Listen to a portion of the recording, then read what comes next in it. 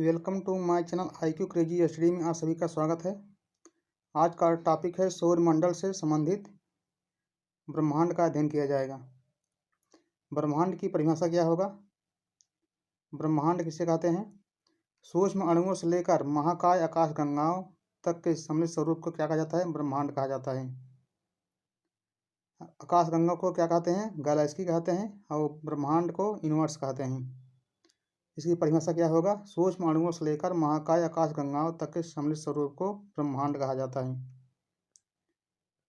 हमारे ब्रह्मांड में आकाश गंगाएं कितनी हैं? हमारे ब्रह्मांड में आकाश गंगाएं हैं 100 अरब आकाश गंगाएं हैं, जिसे गैलेक्सी भी कहते हैं। नेक्स्ट है, सबसे बड़ी आकाश गंगा का नाम क्या है? सबसे बड़ी आकाश गंगा का नाम है लाइमन अल्फा है। नेक्स्ट, हमारे सौर मंडल के सबसे नज़दीकी आकाश गंगा का नाम क्या है? हमारे सौर मंडल के सबसे नज़दीकी आकाश गंगा का नाम है एंड्रोमेडा। जो यह कैसा दिखाई देता है? सर्पिलाकार है। यह कैसा दिखाई देता है? सर्पिलाकार है। नेक्स्ट, हमारा सौर मंडल किस आकाश गंगा में स्थित है? हमारा जो सौर मंडल है किस आकाश गंगा में स्थित है? मंदाकिनी आकाश गंगा में स्थित है, जिसे दुग्ध मेखला या मिल्की वे भी कहते हैं। नेक्स्ट क्वेश्चन है, हमारे आकाश गंगा का आकार कैसा है? हमारे आकाश गंगा का आकार कैसा है? यह सर्पिलाकार है। नेक्स्ट, हमारे आकाश गंगा का सबसे चमकीला भाग को क्या कहा जाता है? हमारे आकाश गंगा का सबसे चमकीला भाग को क्या कहा जाता है? ओरियन नेबुला कहा जाता है। Orion nebula. नेक्स्ट, हमारी आकाश गंगा का सबसे चमकीला तारा का नाम क्या है? हमारी आकाश गंगा का सबसे चमकीला तारा सीरियस डार्क स्टार है। नेक्स्ट क्वेश्चन, हमारे सूर्य के सबसे नज़दीकी तारा का नाम क्या है? हमारे सूर्य के सबसे नज़दीकी तारा का नाम क्या है? प्रॉक्सिमा सेंचुरी है। नेक्स्ट, नॉर्थ स्टार जिसे ध्रुव तारा कहा जाता है किस दिशा में दिखाई देता है? या उत्तर दिशा में दिखाई देता है। नेक्स्ट, हमारी पृथ्वी किस आकाश गंगा में स्थित है? हमारी पृथ्वी किस आकाश गंगा में स्थित है? दुग्ध मेखला मिल्की वे में स्थित है। नेक्स्ट क्वेश्चन है, 140 ईस्वी क्लॉडियस टॉलमी जो भूगोलवेत्ता थे, ये कहाँ के निवासी थे? मिस्र या यूनान के निवासी थे। उसने भूकेंद्रित अवधारणा दिया, जियोसेंट्रिक अवधारणा दिया। इन्होंने यह भूकेंद्रित अवधारणा यह दिया कि पृथ्वी जो है केंद्र में है और पृथ्वी के चारों तरफ जो है सूर्य जो है चक्कर लगा रही है। टॉलमी ने भूकेंद्रित अवधारणा जियोसेंट्रिक दिया था। इन्होंने यही बताया था कि पृथ्वी जो है केंद्र में है, इसके चारों तरफ जो है सूर्य चक्कर लगा रही है। यह लगभग 1100 वर्ष तक यह जो है इनका कहना मान्य रहा। उसके बाद 1543 ईस्वी में निकोलस कॉपरनिकस जो कहाँ के निवासी थे? पोलैंड के निवासी थे, जिसने सूर्य केंद्रित अवधारणा हेलियोसेंट्रिक कंसेप्ट दिया। इन्होंने कहा था कि सूर्य जो है केंद्र में है, इसके चारों तरफ जो है ग्रह तथा उपग्रह जो है चक्कर लगा रही हैं। नेक्स्ट, 1609 ईस्वी में गैलीलियो प्रथम व्यक्ति थे जिसने टेलीस्कोप की सहायता से ब्रह्मांड का अध्ययन किया।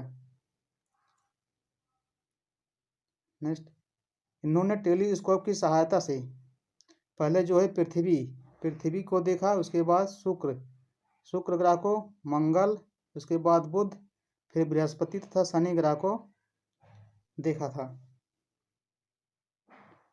नेक्स्ट, विलियम हार्शेल 1850 ईस्वी में दूरबीन की सहायता से बताया कि हमारा सौरमंडल आकाशगंगा का अंश मात्र है। विलियम हार्शेल ने 1850 ईस्वी में दूरबीन की सहायता से यह बताया कि हमारा सौरमंडल जो है आकाशगंगा में स्थित है, जो यह एक अंश मात्र मतलब छोटे टुकड़े के समान दिखाई देता है। नेक्स्ट, अरूण ग्रह की खोज किसने किया था? विलियम हार्शल ने किया था। और वरुण ग्रह की खोज किसने किया था? जॉन गैले ने किया था। वरुण ग्रह की खोज जॉन गैले ने किया था।